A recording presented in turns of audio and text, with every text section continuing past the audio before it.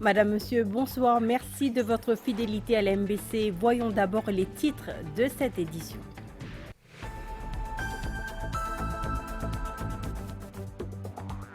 Un premier groupe de pèlerins qui était bloqué à Bethléem est rentré au pays ce samedi. Un deuxième groupe attendu lundi. Ils sont soulagés mais aussi reconnaissants envers tous ceux qui ont facilité ce retour en toute sécurité. La santé décentralise ses services. Les médecins spécialistes de l'hôpital Candos seront désormais présents à la Médiclinique de Floréal. Un nouveau cadre législatif pour une gestion durable des ressources marines, le Fisheries Bill, sera introduit au Parlement.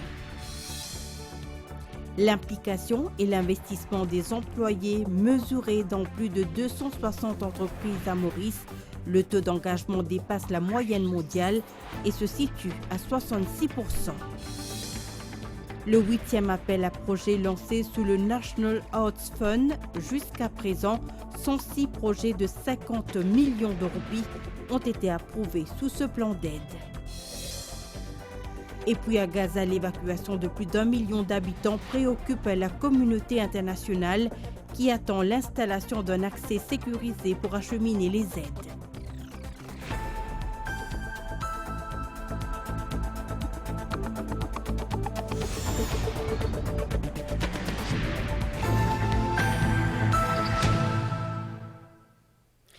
Mais d'abord, parlons de l'un des plus grands chirurgiens cardiologues de l'Inde. Le docteur Devi Chetty vient d'inaugurer un nouvel hôpital cardiologique.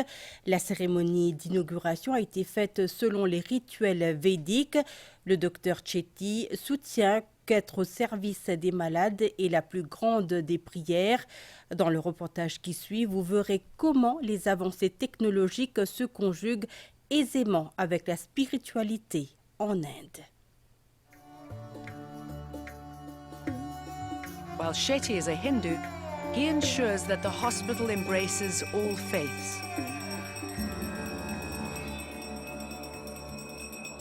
In a ceremony thousands of years old, a Hindu priest offers prayers at the opening of this ultra-modern hybrid cath lab. Not to do so would be unthinkable.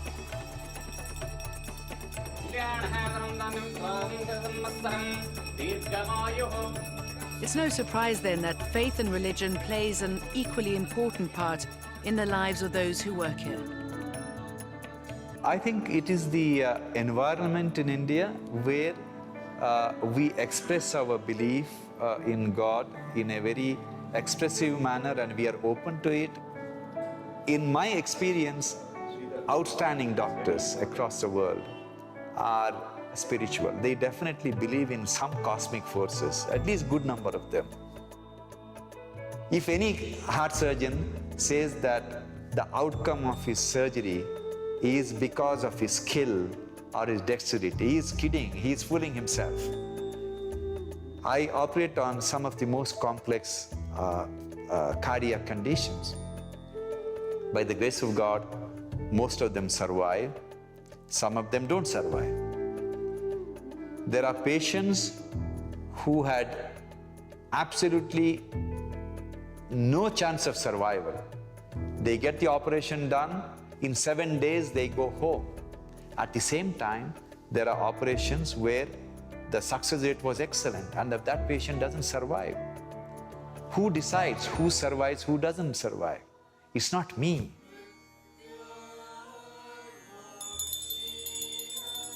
A guiding force in Dr. Shetty's life has been the time he spent as physician to Catholic nun Mother Teresa.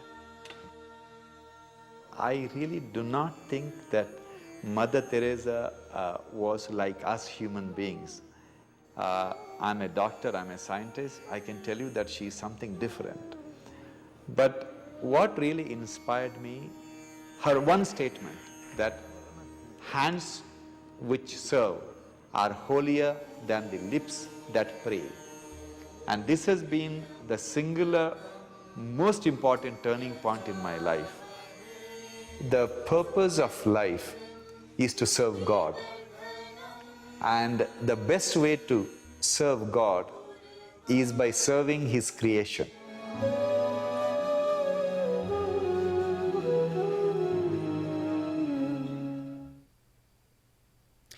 Soulagement et reconnaissance, ce sont les sentiments qui animent les 15 premiers pèlerins qui sont rentrés au pays ce samedi après-midi.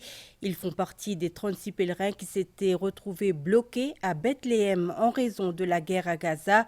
Les 15 pèlerins sont arrivés à bord d'un vol de Turkish Airlines, un retour facilité par les autorités mauriciennes. Le deuxième groupe devrait rentrer au pays ce lundi 16 octobre. Un sentiment de soulagement, écrit le Premier ministre Pravin Kumar Jugnauth sur sa page Facebook, alors qu'un premier groupe de pèlerins bloqués à Bethléem est rentré au pays en toute sécurité ce samedi. Le chef du gouvernement de poursuivre que le gouvernement reste déterminé à assurer le retour sécurisé de tous nos concitoyens. Ça a été un choc extraordinaire pour nous. Oui, là on est bien. Mais avec la foi, tout c'est bien.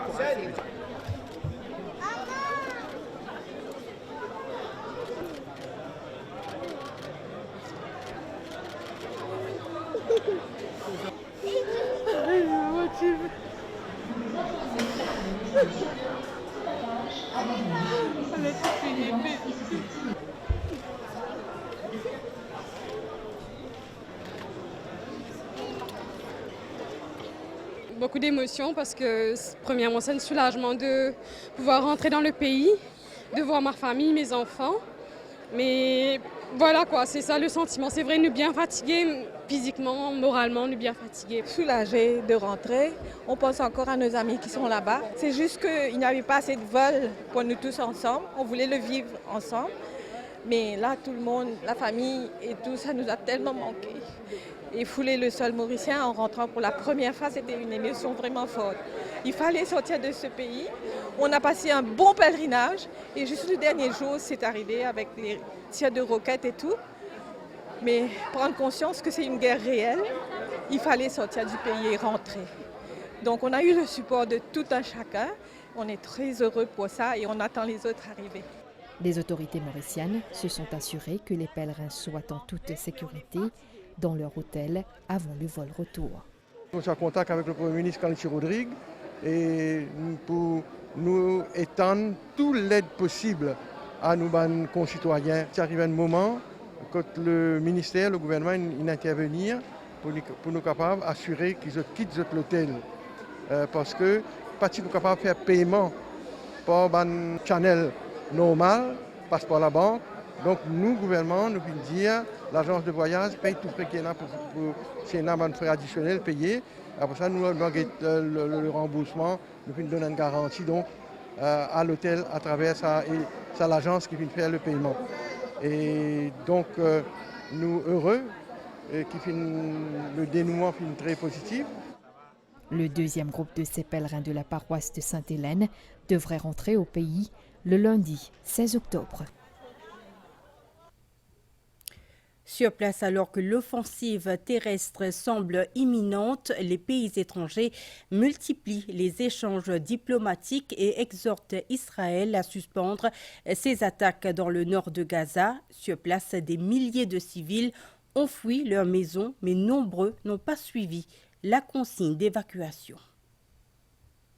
Face à une attaque terrestre attendue, des milliers de personnes vivant dans le nord de Gaza ont été aperçues fuyant en véhicule ou à pied. Israël a averti plus d'1 million de Palestiniens d'évacuer au sud et a précisé qu'il garderait 2 routes ouvertes pour permettre aux gens de s'échapper. Le chef de l'ONU, Antonio Guterres, a déclaré qu'une évacuation massive de ce genre était extrêmement dangereuse et a réitéré l'appel pour un couloir humanitaire. Selon le chef de l'Organisation mondiale de la santé, un avion transportant des fournitures médicales pour répondre aux besoins sanitaires urgents a atterri dans la ville égyptienne d'Arish, à environ 45 km de la frontière avec Gaza. Les fournitures seront déployées à Gaza dès que l'accès humanitaire via un passage sera établi. Le ministre jordanien des Affaires étrangères a déclaré que toute décision d'Israël visant à imposer un nouveau déplacement de Palestiniens pousserait la région dans l'abîme d'un conflit plus vaste. Retour à Maurice, les autorités continuent de décongestionner les hôpitaux régionaux. Désormais, les services des médecins spécialistes de l'hôpital Victoria à Candos seront aussi disponibles à la Mediclinique de Floréal. Ce concept pour la région des Plaines-Williams a été lancé ce samedi par le ministre de la Santé, le Dr Kailesh Jagatpal. La Floréal Mediclinique accueillera bientôt des médecins spécialistes qui opèrent également à l'hôpital Victoria à Candos. Les habitants de la région n'auront pas à se rendre à l'hôpital pour rencontrer des spécialistes. Ce programme de décentralisation a lieu un peu partout dans l'île. Objectif, décongestionner les hôpitaux régionaux et aller vers les patients. Public, aller dans un grand hôpital, côté n'a beaucoup de congestion, côté n'a difficulté de trafic, pour gagner de service et pour retourner la case, qui fait nous pas faire un système que dans le Mediclinique, pareil comme nous étions ici, nous offrons ce service-là, ces spécialistes-là qui sortent depuis l'hôpital viennent guetter. Bientôt, nous prenons l'ouverture de Stanley Mediclinique, qui est aussi pour la région de l'hôpital Victoria. Il y a aussi là-bas, il y a plusieurs services qui vous donnent, surtout un service des spécialistes. Présents au lancement, les PPS Ashley Itou et Gilbert Babli qui accueillent cette démarche pour le bien des habitants de leur circonscription. Nos gouvernements toujours prônent un développement, modernisation de nos systèmes de santé. Et aujourd'hui, ce que nous pouvons faire, c'est l'exercice d'aujourd'hui là, c'est un plus encore. Toute cette infrastructure que nous pouvons mettre en place, ça, maintenant nous pouvons ajouter un service spécialisé que dans d'autres régions. Nous trouvons que le secteur de la santé, de jour en jour, il peut évoluer, il peut améliorer et nous pouvons rentrer dans un système qu'aujourd'hui, nous pouvons apporter la santé devant la porte du monde. Ce projet cadre avec les efforts du ministère de fournir des soins rapides, de qualité et à proximité des patients dans les établissements de santé. On enchaîne avec les points forts du cabinet qui s'est réuni hier. Le Fisheries Bill sera introduit au Parlement. Ce projet de loi viendra remplacer la présente loi sur les ressources marines par un cadre législatif s'alignant sur les recommandations du Directorate General for Maritime Affairs and Fisheries de la Commission européenne. Outre la gestion durable des ressources marines, la nouvelle loi tiendra compte des instruments en vigueur sur la gouvernance internationale de la pêche avec accent sur la surveillance maritime et le contrôle des activités illégales. Le cabinet a approuvé la signature d'une lettre d'intention par la Higher Education Commission et la Mauritius Qualifications Authority avec l'Institut international de planification de l'éducation de l'UNESCO pour un projet de recherche. Maurice va ratifier l'accord sur la création du centre de la SADC pour les énergies renouvelables et l'efficacité énergétique. L'objectif est de contribuer à améliorer l'accès aux services énergétiques modernes dans la région de la SADC. Le cabinet a donné son accord à la signature de protocole d'accord entre la Financial Intelligence Unit de Maurice, la Financial Intelligence Analysis Unit de la République de Malte et l'autorité compétente de la République hellénique en Grèce. L'objectif est de créer une base pour l'élaboration d'un tableau des renseignements sur les affaires de blanchiment d'argent et de financement du terrorisme, ainsi que de développer et d'élargir le cadre de coopération. Le cabinet a pris note des activités qui seront organisées par le ministère des Arts et du Patrimoine culturel en collaboration avec la Privacy Guard Trust Fund pour célébrer le 189e anniversaire de l'arrivée des travailleurs engagés à Maurice. La cérémonie officielle aura lieu sur le site du patrimoine mondial d'Apravasigat le 2 novembre prochain. Le cabinet a pris note des activités organisées par le ministère de la Santé et du Bien-être pour marquer la Journée mondiale du diabète 2023. Le thème de cette année est l'accès aux soins du diabète. Les activités suivantes seront organisées: le dépistage, la sensibilisation du public à l'importance d'une alimentation saine et de l'activité physique, y compris des interventions spéciales à la télévision et à la radio MBC, dont l'émission Priorité Santé. Et finalement, le cabinet a pris note de la reconstitution du Taxi Operators Welfare Fund Board avec Mohamed Parvez Nanou en tant que président à temps partiel. Vous avez encore 2 jours pour soumettre vos fiches d'impôt à la MRA. La date butoir, c'est ce lundi 16 octobre. La soumission se fait en ligne sur le site de la MRA. La compagnie étend ses services d'assistance en ligne ce dimanche de 9h à 16h et ce lundi de 9h à 20h. Cette assistance est fournie par appel vidéo sur WhatsApp et aussi par le biais d'un help desk pour lequel il faut appeler le 207 6000. Au moment de la soumission des fiches d'impôt, le contribuable doit détenir sa carte d'identité nationale et son tax account number, de même que son statement of emoluments et ses détails bancaires. La MRA rappelle aussi que toute soumission tardive sera sujette à des amendes. Dans le monde du travail, pour la première fois, une étude a été réalisée à Maurice pour mesurer l'engagement des employés sur le lieu de travail. L'enquête révèle un taux d'engagement assez élevé, soit 66%. Le National Engagement Employee Survey a été commandité par Business Mauritius avec le soutien du HRDC et du PNUD. Environ 21 600 employés venant de 267 compagnies ont participé à cette enquête. Maurice compte un taux d'engagement des employés de 66% au sein de leur travail, soit un pourcentage supérieur à la moyenne mondiale qui se situe à 60%. Ces données permettront à présent aux entreprises de mettre en place des stratégies visant à améliorer le bien-être au travail et aussi à positionner Maurice dans la région comme au niveau international, comme une destination conviviale pour le travail. Le secteur de l'hébergement et de la restauration arrive en tête de liste. Le taux d'engagement des femmes au sein de l'entreprise est inférieur à celui des hommes. Le rapport indique que sur les sujets phares, une politique plus détaillée pour promouvoir l'emploi des femmes dans le monde du travail se révèle une priorité.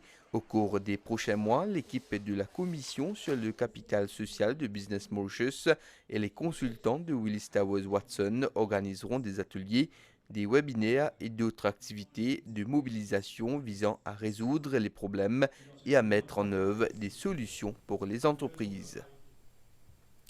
Le Speaker de l'Assemblée nationale participe actuellement au sommet des présidents de parlement du G20 à New Delhi. Ce sommet est axé sur le thème de la transformation de la vie des personnes grâce aux plateformes numériques publiques. Lors de son intervention, Surajdev Phokir a énuméré les différentes mesures prises par le gouvernement mauricien à cet effet. Il a cité entre autres le projet de numérisation des services du secteur public et la mise en place du Citizen Support Portal. Surajdev Phokir a aussi souligné la collaboration Inde-Maurice dans plusieurs projets numériques. Ce 9e sommet des présidents du Parlement du G20 a été lancé par le Premier ministre indien Shri Narendra Modi à Yashobhoomi, New Delhi. Le Speaker de l'Assemblée nationale de Maurice a participé à ce sommet. L'intervention de Surajdev Phokir était axée sur la transformation de la vie des personnes grâce aux plateformes numériques publiques. L'une des principales initiatives gouvernementales qui a transformé efficacement la vie des personnes à Maurice est le portail de soutien aux citoyens. En parallèle, le Parlement a joué un rôle important pour le secteur des TIC à travers la promulgation de plusieurs textes législatifs essentiels, fournissant une base concrète pour la numérisation à Maurice. Avec le soutien et la collaboration de la République de l'Inde, Maurice a été capable de mettre en œuvre avec succès les projets suivants: le système e-prison, le programme d'apprentissage numérique précoce, le projet de réseau électronique panafricain et la télééducation via Vidya Bharati et l'Arogya Bharati. Le Speaker de l'Assemblée nationale de Maurice est par ailleurs intervenu sur la chaîne indienne de télévision Sunset TV. We find that this is very important for the world because this is an opportunity for countries to collaborate in order to fight all the obstacles that prevent environmental development. Ce sommet vise à promouvoir la coopération interparlementaire et les autres parties prenantes dans la mise en œuvre des divers résultats du G20 et à faire progresser le programme de développement durable à l'horizon 2030.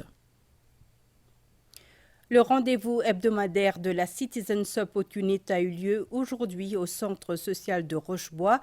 Ce samedi, il a été question des mesures prises pour renforcer la résilience du pays face aux effets du changement climatique. Sachez qu'à ce jour, la CSU a reçu plus de 280 000 doléances, dont plus de 91% ont été résolues. Ce samedi, l'équipe d'Ensemble avec CSU était à Rochebois, l'occasion de rencontrer les habitants de la région qui ont pu faire part de leurs doléances aux représentants des ministères et départements étatiques présents.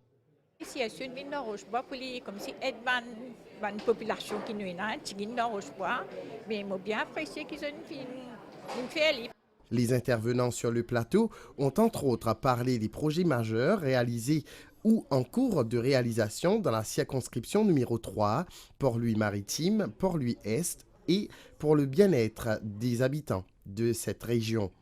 Nous écoutons d'abord les habitants, nous écoutons d'abord les Mauriciens et ensuite nous posons les jalons pour nous implémenter les projets.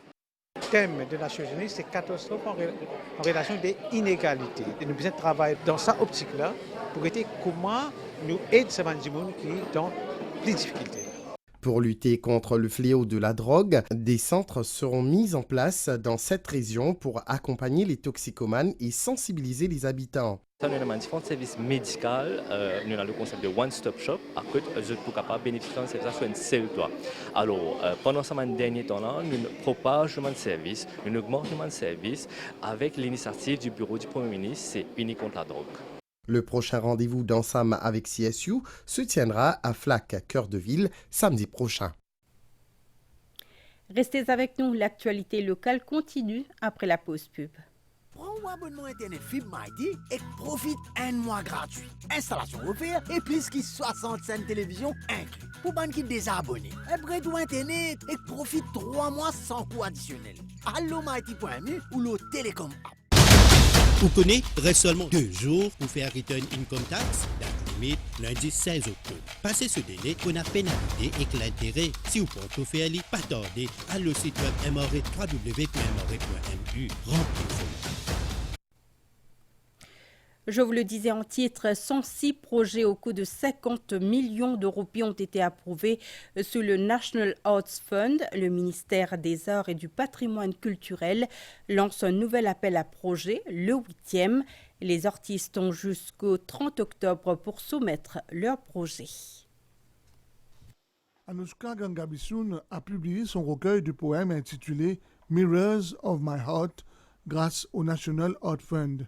Ce plan d'aide lui a été bénéfique. Nous n'avons pas un grand retour financièrement de nous, donc une aide financièrement qui aide énormément à aider nous sustain ourselves as artists. Il aide beaucoup pour faire mon projet avancer. Covid, après passage Covid, pas si facile du tout pour nous faire un projet. Mama Jazz, comme un projet national avec une dimension internationale, vient bénéficier de ce Production Grant National Arts Fund, un réel cadeau à cause qu'il encourage la création artistique.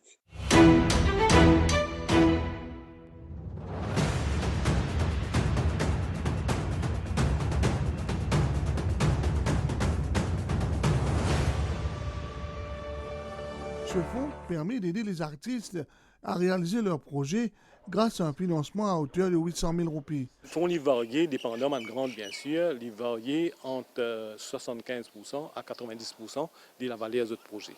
Donc il y a une augmentation de 15% qui nous fait amener pour sa rôle. Toute une discipline artistique nous couvert, allant de la musique, de la poésie, du théâtre, du cinéma.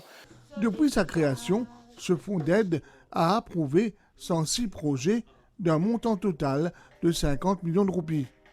Une fois qu'ils ont fini de soumettre cette application, Nous prenons un comité d'évaluation, bien sûr, et nous espérons, et avant la fin décembre, nous sommes capables de donner un résultat, un projet qui nous pourrait tenir. Les artistes ont jusqu'au 30 octobre pour soumettre leur projet. Aussitôt approuvé, les sélectionnés auront une année pour réaliser le projet.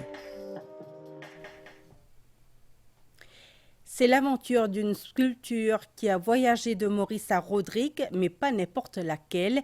Il s'agit en effet d'un crucifix qui a été béni ce samedi lors de la messe à l'église Saint-Esprit à la Ferme.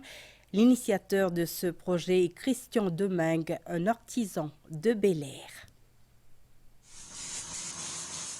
Tout est parti d'une belle amitié. Christian Domingue, artisan sculpteur de Bel-Air, a réalisé un crucifix pour l'église Saint-Esprit à la Ferme, Rodrigue. Cette œuvre, qui a pris forme dans son atelier à Maurice, a été acheminée par bateau vers Rodrigue. Beaucoup nous vendent l'église, nous vendent la croix, peine à crucifix. Et un beau jour, dans un moment de passage dans Maurice, je visite l'église, quand je trouve un joli crucifix. Et je prends contact avec sa sculpteur là. Et généreusement, il dit à nous, pour l'église La Ferme, Saint-Esprit, parce qu'il est aussi dans la paroisse Saint-Esprit à Maurice, à Bel-Air, et il dit à nous, il peut faire ça. Et je pensais que ça peut aider mieux nous, les paroissiens, pour entrer dans le mystère de la croix. Pour la paroisse, c'est un grand jour. Il faut dire qu'à Rodrigue, il y a peu de crucifix. Ce week-end, les fidèles sont invités à venir découvrir cette croix. Aujourd'hui, nous pouvons accueillir un crucifix avec beaucoup de joie. Et en même temps, moi, j'invite tous les paroissiens de venir en nombre, en grand nombre, samedi et dimanche, parce qu'il y aura la bénédiction. Inaugurée le 15 mars 1980, la paroisse de Saint-Esprit compte environ 8000 fidèles. Des fidèles qui pourront chaque jour témoigner de ce geste d'amitié entre nos deux îles. La publicité était à l'honneur hier à l'occasion de la première édition du SIA Flame Festival, une cérémonie de remise des prix pour récompenser les meilleurs pubs de l'année. L'événement a eu lieu au château de la Bourdonnais. Elles font partie de notre quotidien. Elles sont partout, à la télévision, à la radio, sur les panneaux publicitaires et les médias sociaux, entre autres. Elles nous informent, nous éduquent aussi, les publicités. L'Association of Communication Agencies of Mauritius, l'ACA, a organisé le Flame Festival, une première à Maurice placée sur la créativité et la reconnaissance. Le public a eu une ovation spéciale pour Vino Souklol, directeur de Créade. Le premier qui amène le créole, la radio et la télévision, surtout. Surtout avec MBC. Pas dans un studio pour tourner une vidéo, etc. C'est l'MBC qui nous permet de faire une publicité à l'époque. On passe pour la vie là-dedans, quoi. Donc, l'agence fait 40 ans que ça existait.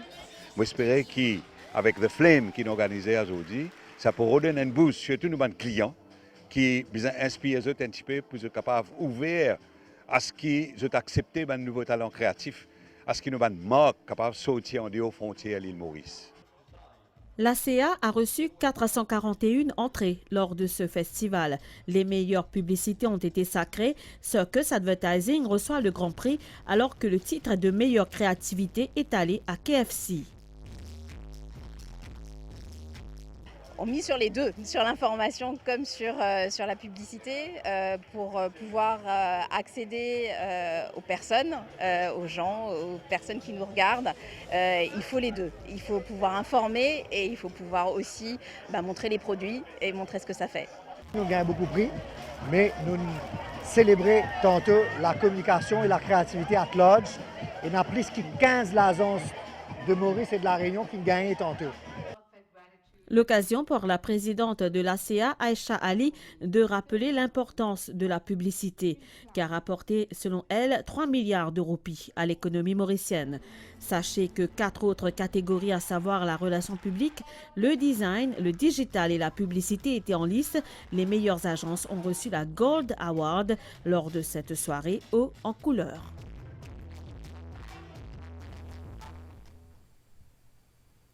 L'actualité à l'étranger après la pause pub.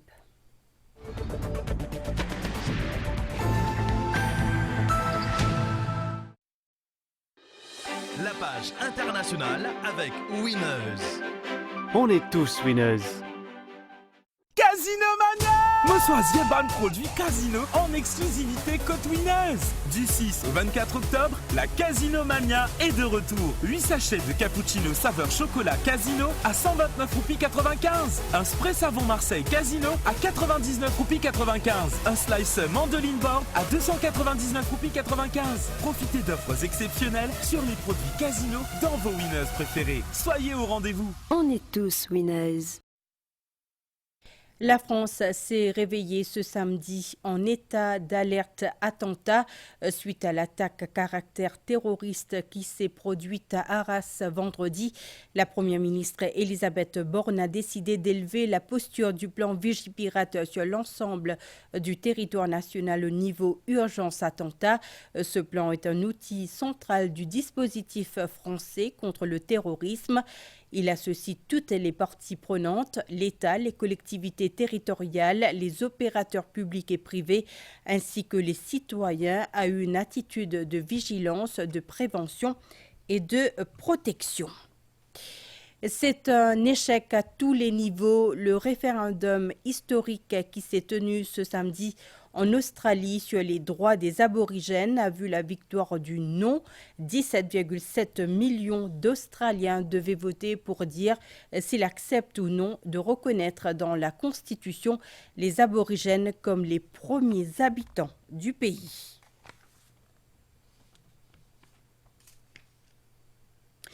Nous restons dans cette même région pour parler cette fois des élections en Nouvelle-Zélande. Le Parti national de centre-droit est arrivé largement en tête du dernier tour de ce scrutin avec 20% des voix. Le Parti national a obtenu au total 41,4% des voix contre 26% pour le Labour selon la commission électorale. En Espagne, dans la province de Lugo, plus de 400 hectares de forêt ont été détruits ces derniers jours. Le pays fait face à des températures anormalement chaudes depuis septembre. Des alertes au danger d'incendie sont en vigueur dans plusieurs provinces. C'était la page internationale avec Winners. On est tous winners.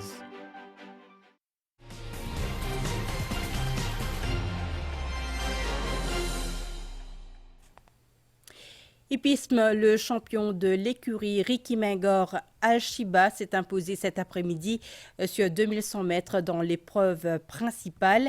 C'était la dernière sortie de ce coursier au Champ de Mars. Il aura marqué le turf mauricien à sa manière en remportant 10 courses, dont 2 fois le Méden.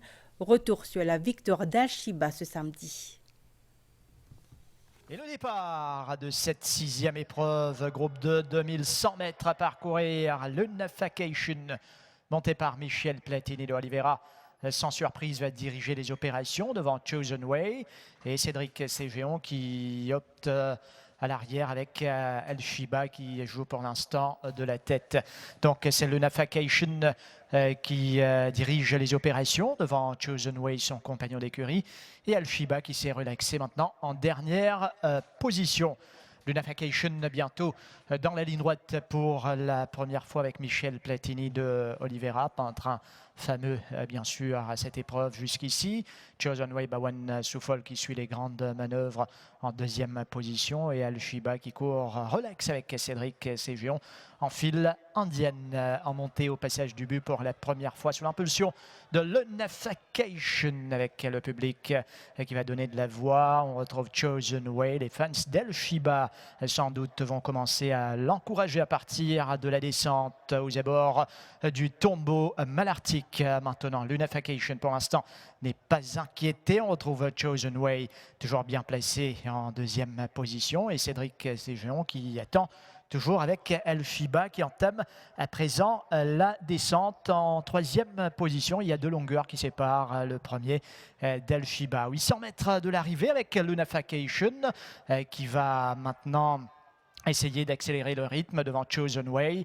Al-Shiba va réagir dans pas longtemps. À 600 mètres de l'arrivée, les choses vont se préciser à partir de la Lunification Chosen Way Al-Shiba. Lunification est maintenant sollicité par Michel Platini de Oliveira. Cédric Ségéon demande l'effort. Al-Shiba toujours troisième. Chosen Way lancé par Bawan Soufol à l'entrée de la ligne droite finale. Lunification Chosen Way va prendre le first run sur Al-Shiba qui prend la corde maintenant en pleine ligne droite avec Lunification à l'extérieur. Chosen Way à l'intérieur. Al-Shiba lancé par Cédric Ségéon. Chosen Way avec Al-Shiba. Lunification est toujours là. Al-Shiba avec Lunification qui résiste. Al-Shiba, Lunification, Chosen Way complètement à l'extérieur. Al-Shiba, Chosen Way.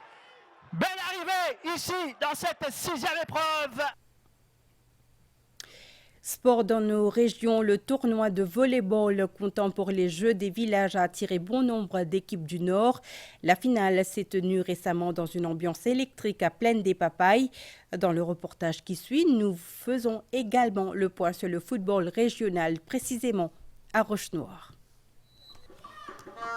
Le tournoi de volleyball comptant pour les 9e Jeux des villages organisés par le conseil de district de Pamplemousse. Fin en apothéose de ce tournoi, le match de gala en féminin a été remporté par l'équipe de Plaine des Papayes. Pamplemousse termine à la 3e place alors que Pointe-au-Piment décroche le titre. Le volleyball régional qui continue à gagner du terrain. Je suis très content que l'équipe Villebach Village Council a fait Petite Julie leader en finale. C'est pas la première fois que nous venons en finale, nous faisons champion plusieurs années. Au niveau match de volley, trouver une grande amélioration. C'est tout un jeune qui peut intégrer différents endroits du village qui nous a, qui peut intégrer de différents l'équipe de village et avec surtout collaboration des village council qui peut faire un gros travail. Une compétition de football à Roche-Noire qui a tenu toutes ses promesses. C'est le FC Sevilla qui a remporté la finale après la séance des tirs au but face à Pointe-au-Piment Old Boys. Le Portugal, la France et la Belgique sont les premiers qualifiés pour l'Euro 2024. Ils ont validé leur ticket lors de la 7e journée des qualifications hier soir. Dans le groupe B, la France a battu les Pays-Bas 2-1, 6 victoires en 6 matchs pour les Bleus dans ces éliminatoires. Engagés dans le groupe F, la Belgique a également validé sa place pour l'Euro 2024 en dominant l'Autriche 3-2. Et dans le groupe J, le Portugal de Cristiano Ronaldo a obtenu sa qualification en battant la Slovaquie 3-2. Ronaldo a marqué un doublé lors de son 202e match avec l'équipe portugaise.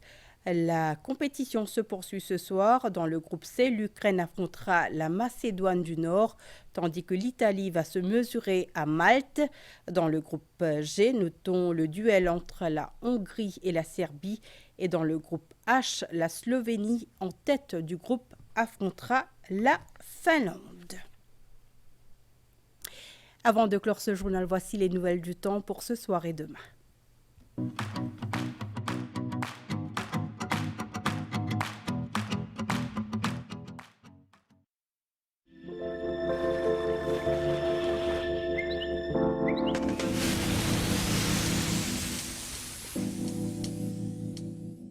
Les prévisions pour Maurice, plutôt nuageux sur les hauteurs dans la soirée avec quelques ondées. Le temps sera beau par la suite. La température minimale variera entre 15 et 17 degrés sur le plateau central et entre 19 et 21 degrés sur les régions côtières. Le temps sera essentiellement beau demain avec une température maximale qui variera entre 23 et 25 degrés sur le plateau central et entre 27 et 30 degrés sur le littoral. Vent du sud-est de 10 à 20 km/h, se tournant graduellement vers l'est durant la nuit. Mer agitée au-delà des récifs avec houle du sud-ouest de 2 mètres. À Rodrigue, il y aura des périodes nuageuses durant la nuit et tôt demain matin avec quelques averses. La température minimale variera entre 19 et 21 degrés. Le temps sera essentiellement beau au cours de la journée de demain avec une température maximale qui variera entre 24 et 27 degrés. Vent du sud-est de 10 à 20 km/h, mer agitée au-delà des récifs avec houle du sud-ouest de 2 mètres. Et à Agalega, le temps sera essentiellement beau. La température minimale sera d'environ 25 degrés et la température maximale d'environ 33 degrés. Vent de l'est-sud-est de 15 à 25 km/h, mer agitée avec houle du sud de 2 mètres. Et information supplémentaire, il y a une éclipse annulaire du Soleil qui a débuté à 19h04 ce samedi 14 octobre et qui se terminera à minuit 55 ce dimanche 15 octobre 2023. Ce phénomène ne sera pas visible à Agalega.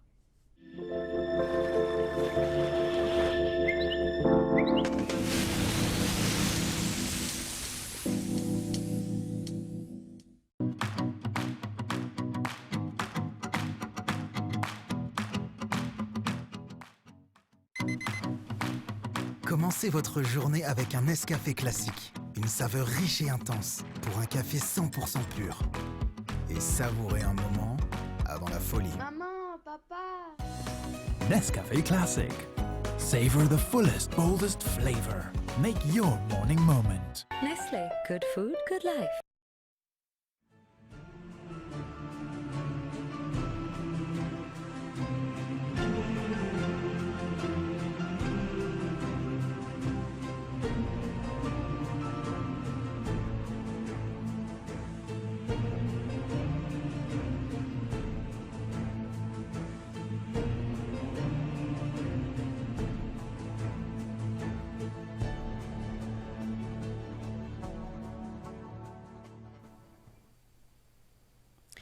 Point final à ce journal. Merci de votre attention. Bonne soirée sur les chaînes de l'MBC.